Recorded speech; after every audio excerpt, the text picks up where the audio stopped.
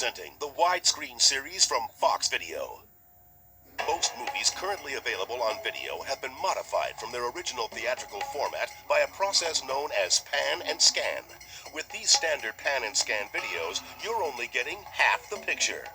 With the full aspect ratio of the Widescreen series, you'll be seeing the complete on-screen action as originally shown in movie theaters without panning or scanning.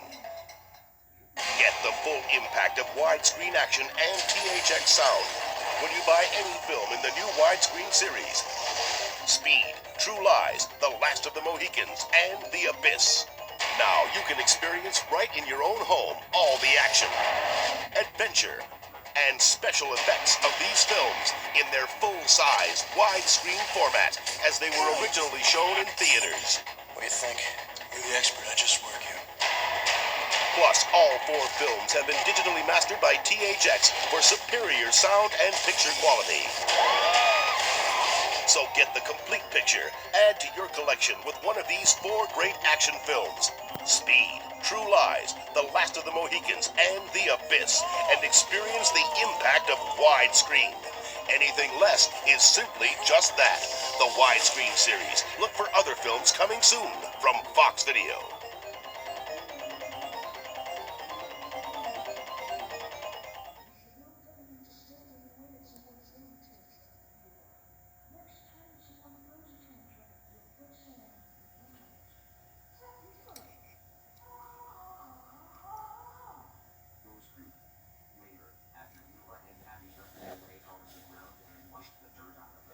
It began 2 years ago in an unfinished nuclear power plant.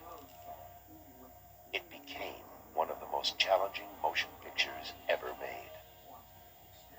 And on August 9th, the most original adventure of the summer will begin at theaters everywhere. From James Cameron, the writer and director of The Terminator and Aliens, comes The Abyss.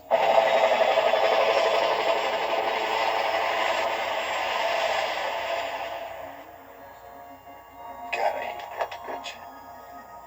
Probably shouldn't have married her then, huh? Hang on, gentlemen.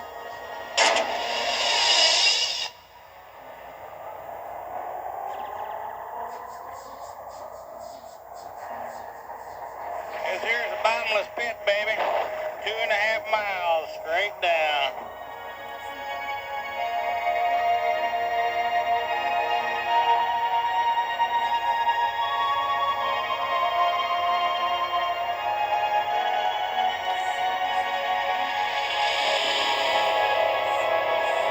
It was alive, like a dance of light. It was the most beautiful thing I've ever seen.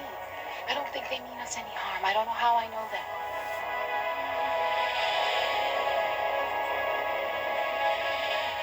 Whatever happens, it's up to us. That guy scares me more than anything that's down there. But we all see what we want to see.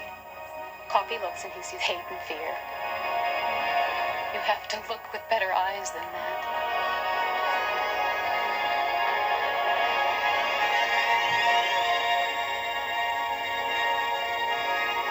Talk to me, Bud, please. Do you hear me? He's coming up fast.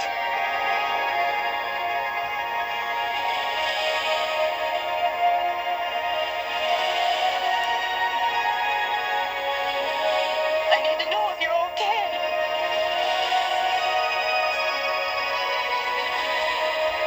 You can't leave me here alone.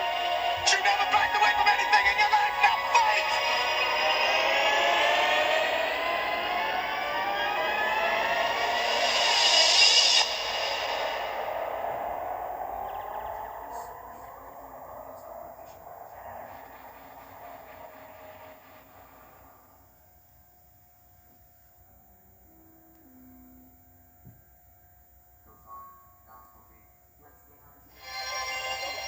Okay, guys, let's put the cameras in the water, please. For the epic underwater drama, The Abyss, director James Cameron assembled an ensemble cast to face the ultimate acting challenge. Together, they would attempt the impossible, to shoot nearly half the film underwater. The Abyss tells the story of a rescue team on an unusual mission to find a nuclear submarine that has mysteriously been sunk in a deep ocean trench. Hey, how deep's the drop-off here? Here's a bottomless pit, baby. 2.5 miles, straight down. For Cameron, working with an inexperienced cast of divers presented a challenge. The classic problem with taking cast into the water is survival to script. It's very hard to get someone past their immediate survival to the dramatic requirements of the shot that you're trying to do. Since much of the cast had no prior diving experience, they were put through a grueling training course to ensure their safety.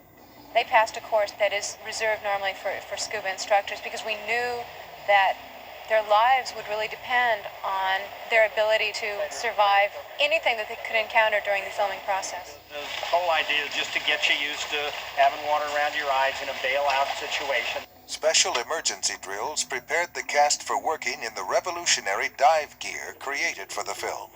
Unlike the equipment used in normal sport diving, this gear is designed for exploring the far depths of the ocean floor. It's not like Blue Lagoon. You don't spend a lot of time looking around enjoying the environment. I mean, you've got heavy gear on, heavy helmets on, harnesses strapping you. We're lifting very heavy objects and machinery and equipment and stuff. It's very, very demanding.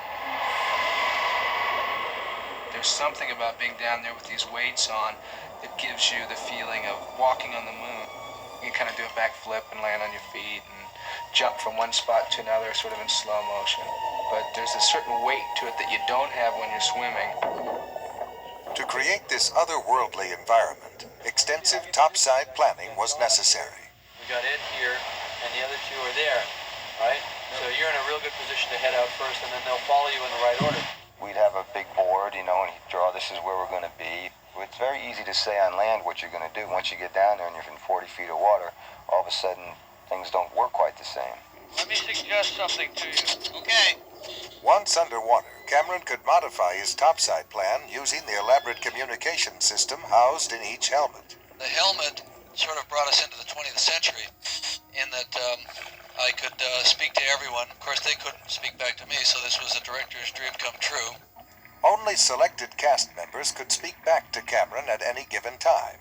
This gave the remaining actors a chance to do some experimenting of their own. We figured out how to communicate underwater with each other in spite of the fact that our audio was turned down. You could take your helmet and put it against the other guy's helmet and scream, "What's happening? When are we getting the heck out of here?" And I mean, if you screamed as loud as you could and the other guy held his breath while you were screaming, you could actually understand what they were saying. To shoot any scene below the surface involved a certain amount of improvisation. Even the standard movie clapper would require some rethinking once underwater. If you're doing your death scene, your love scene, whatever, they come up and they have to smash the clapper on the helmet. So you're just sitting here like trying to get to that special place, and then it goes clunk like this, and then there's a moment of pause while everyone gets it together again, and then we can get back to work. Since each shot could take hours to set up, access to a constant supply of air was essential. An underwater filling station allowed the cast and crew to replenish their air supply without spending precious time returning to the surface. We squat down on our knees, they plug us in, safety divers all monitoring our gauges. It's quite exciting, really. And pump us up full of air, and then we're back in the shot.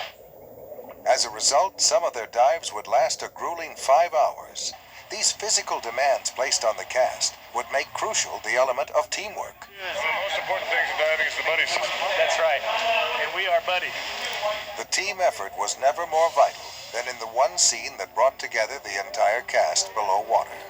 9 men would ride precariously balanced atop a submersible. I guess it's a situation of survival. It's something that probably not too many people ever have a chance to do, is ride a submarine around like that. It's almost like riding it like it's a motorcycle down there. For the actors, the scene provided the ultimate challenge to perform in unison in a physically demanding situation. All right, just continue forward along the hall. once it actually happened and we were actually riding across this created environment, across this black, it was like our own private, like Disney ride that only we were going to get to ride on, and nobody else ever at that point in time, and that'll never happen again. By pushing themselves to their limits, the men and women of the abyss brought this mysterious tale of the deep to life. They rose to the challenge instead of caving in under it. Nobody ever said I can't do that on this film, and I think they should all be proud of themselves for that.